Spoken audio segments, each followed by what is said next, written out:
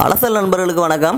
இந்த வீடியோவில் அலசல் சேனலோட மூலிகை வரிசையில் 80வது மூலிகையாக கிளுகிளுப்பையை பற்றி பார்க்க இருக்கிறோம். அதுக்கு முன்னாடி நீங்கள் இது வரைக்கும் நம்ம யூடியூப் அலசல் சேனலுக்கு சப்ஸ்கிரைப் பண்ணாமல் இருக்கவங்க உடனடியாக கீழே இருக்க சிவப்பு கலர் சப்ஸ்கிரைப் பண்ண கிளிக் பண்ணி சப்ஸ்கிரைப் பண்ணிக்கோங்க.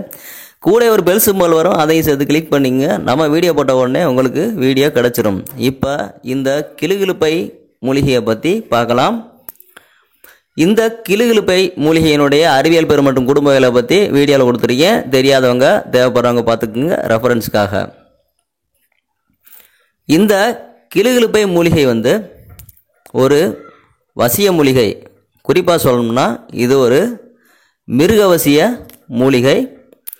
இதனுடைய வேறு பெயர்கள் பார்த்தோம்னா நரிவிரட்டி, நரிமிரட்டி, சோனபுஷ்பி, சனபுஷ்பி, சங்குநிதி, பேய் மிரட்டி அப்படின்ட்டு நிறையா பெயர்கள் இருக்குது.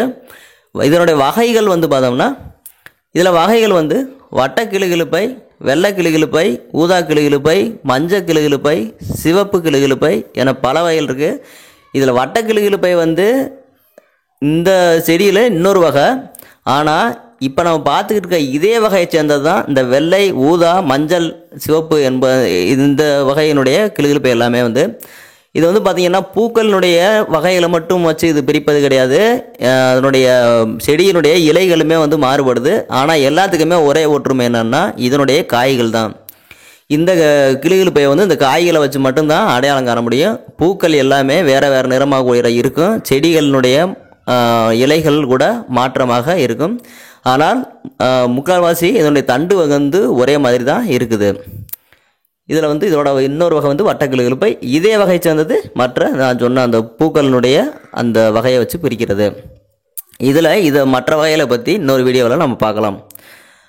இதனுடைய குணம்னு பார்த்தோம்னா இது சொறி, சிரங்கு, அஜீரணம், கபம், காய்ச்சல், தொண்டை நோய்கள், இதய நோய், பித்தம், குடல் புண், வயிற்றுப்போக்கு, கால்நடை நோய்களை குணப்படுத்துது. இதனுடைய மருத்துவங்கள் சிலவற்றை சொல்லலாம் பார்க்கலாம்.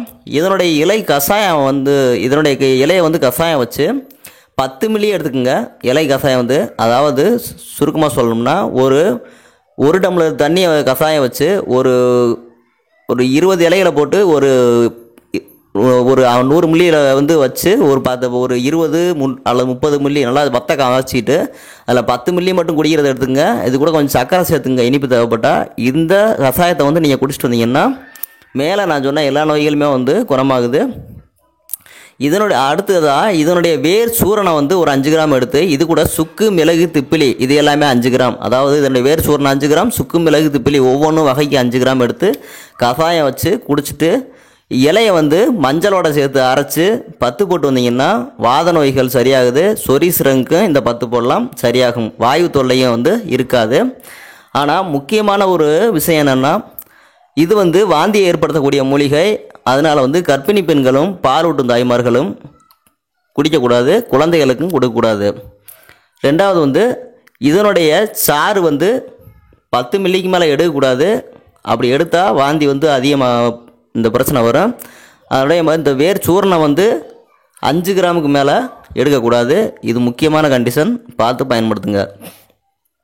அடுத்து இதில் சித்தர்களில் இந்த ஏற்கனவே சொல்லியிருந்தேன் மிருகவசிய மூலிகை இந்த சித்தர்கள் மிருகவசியத்துக்கு இதை எப்படி பயன்படுத்தினாங்கன்னா, மிருகவசியம் என்பது அந்த மிருகம் கொடூரமான மிருகம் நம்மளை தாக்காமல் நமக்கு பணிஞ்சு நடக்கக்கூடிய விதத்தில் நம்ம அதை கட்டுறது.